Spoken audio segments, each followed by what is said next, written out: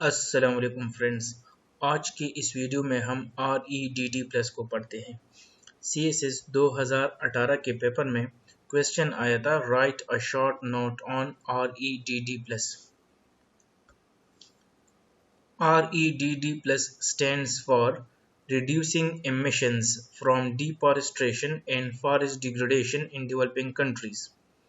Plus signifies plus mean conservation of forests, sustainable management of forests, enhancement of forest carbon stocks.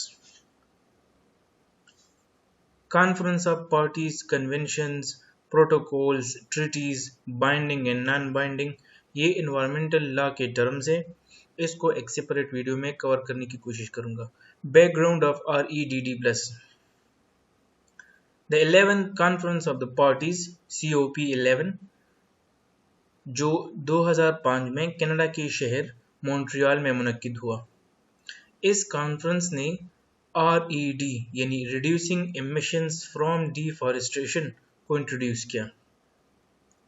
साल 2007 में 13 conference of the parties Indonesia के शहर बाली में मुनक्किद हुई और COP13 ने बाली रोड मैप को एडॉप्ट किया। REDD यानी रिड्यूसिंग एमिशन फ्रॉम डिफॉरेस्टेशन को reducing emissions from deforestation and forest degradation से रिप्लेस किया।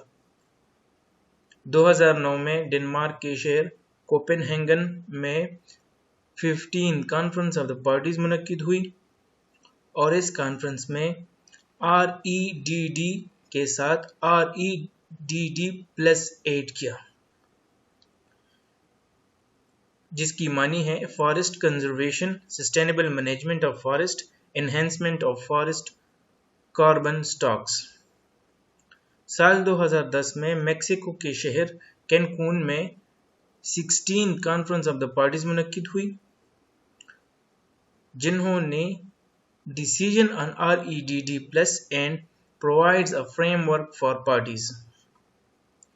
साल 2011 में साउथ अफ्रीका के शहर डरबन में 17 कॉन्फ्रेंस ऑफ द पार्टीज मुनक्किद हुई, जिन्होंने technical guidelines for reference levels emission from deforestation को अप्रूव किया।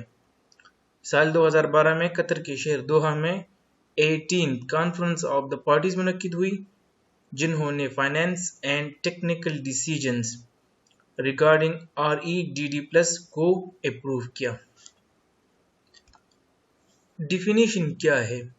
REDD+ is a mechanism developed by Conference of Parties to the United Nations Framework Convention on Climate Change and Global Scale Climate Change Mitigation Program to reduce emissions from deforestation and forest degradation and conservation of forests, sustainable management of forests, and enhancement of forest carbon stocks.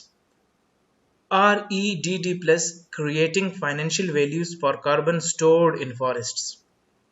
Deforestation means removal of trees, removal of forests, while forest degradation is a reduction in the capacity of forest.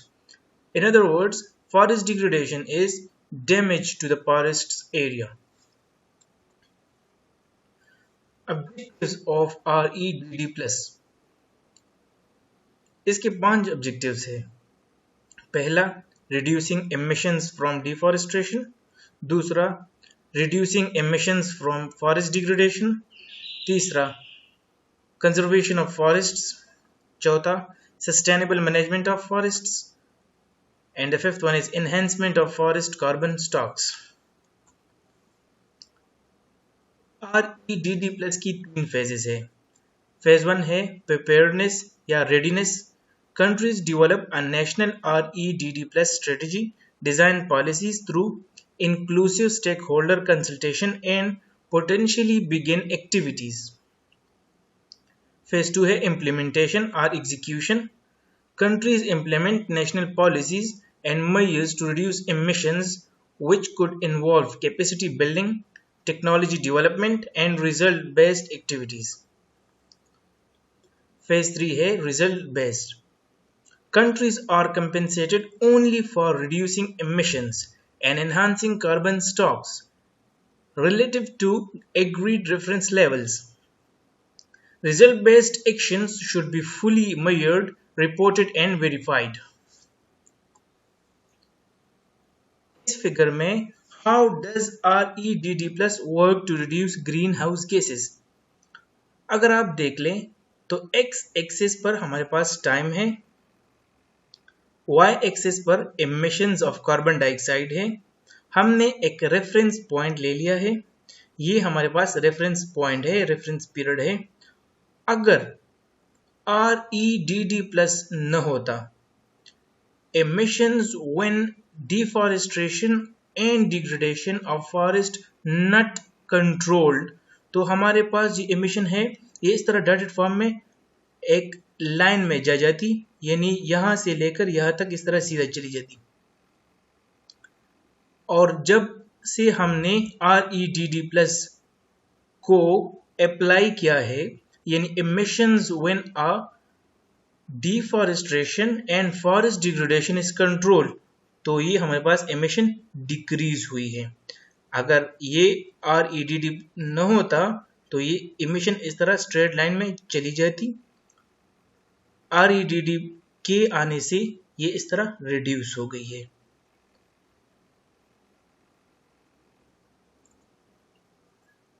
Financing mechanism क्या है? 2 methods है इसमें, एक है loans and दूसरा है grants. Loans उन ममालिक को दिया जाता है जो फॉरेस्ट्रेशन करती है, जिन्होंने फॉरेस्ट्रेशन किया हुआ है और एक खास हद से अपनी फॉरेस्ट्रेशन ज्यादा किया है, तो उसको रिवार्ड के तौर पर ग्रांट्स दिया जाता है। ये ग्रांट्स कौन देता है? इसके लिए मुख्तलिफ ऑर्गेनाइजेशन है। एक है द ग्रीन क्लाइमेट फंड, जिसका हेडक्वार्टर इंचोन यानी साउथ कोरिया में है। दूसरा है REDD अर्ली मूवर्स, REM के नाम से जाना जाता है। This program has been implemented in 3 countries, Brazil, Colombia and Ecuador. Advantages क्या है REDD प्लस की? पहला एडवांटेज है financial value for the carbon stored in forests. वो मुल्क जिन्होंने अपने लेवल से ज्यादा फॉरेस्ट उगाए हैं, तो उसको वो मुल्क जिन्होंने अपने लेवल से कम फॉरेस्ट उगाए हैं वो पे करेंगे। Brazil was the first recipient country, received $96.5 million under the result-based payment. दूसरा एडवांटेज ये है developed countries paying to developing countries to not cut their forests. Developed दुनिया की ममालिक डेवलपिंग कंट्रीज की ममालिक को पैसे देगी। क्यों? क्योंकि इसके बदले में वो अपने फॉरेस्ट नहीं काटेगी। Deforestation and degradation of forest is a second major cause of global warming. REDD plus reduce emission from deforestation and degradation of forest. चौथा advantage, it includes conservation of forest, sustainable management of forests, and enhancement of forest carbon stocks. पांचवा advantage है maintain valuable ecosystem service such as biodiversity. पौधे होंगे तो उसमें birds होंगे, उसमें animals की हैबिटेट होगी। अगर हम पौधों को, ट्रीज को काटेंगे तो बर्ड्स और एनिमल की हैबिटेट को नुकसान पहुंचेगा, बायोडाइवर्सिटी लॉस होगी। 6 नंबर एडवांटेज है in order to restrain the impacts of climate change within limits, global average temperature must be stabilized within 2 degrees Celsius. This will be practically impossible to achieve without reducing emissions from the forest sector. Climate change आएगा, temperature बढ़ेगी अगर हमने दरख्तों को काटना start किया है। अगर इसको हम रहने देंगे, फॉरेस्ट उगाएंगे, तो टेम्परेचर और ग्लोबल वार्मिंग और क्लाइमेट चेंज का इफेक्ट कम होगा। Sustainable forest management conserves water resources, prevents flooding control soil erosion, reduce river siltation, protects fisheries। ये इसकी एडवांटेज नंबर 7 है। इसको चंद चैलेंजेस का सामना है REDD प्लस को। पहला ये है कि carbon markets have not been materialized. ये कार्बन का जो मार्केट है ये मटेरियलाइज्ड नहीं है। दूसरा, not easy to stop people from deforestation and degradation. लोगों को दरख्त काटने से मना करना ये एक इजी स्टेप नहीं है। Third challenge is industrialisation. Industries बढ़ रही है, तो इंडस्ट्रीज बढ़ने के साथ साथ इनका जो ट्रीज है इसका सफाई हो रहा है, फॉरेस्ट काटे जा रहे हैं।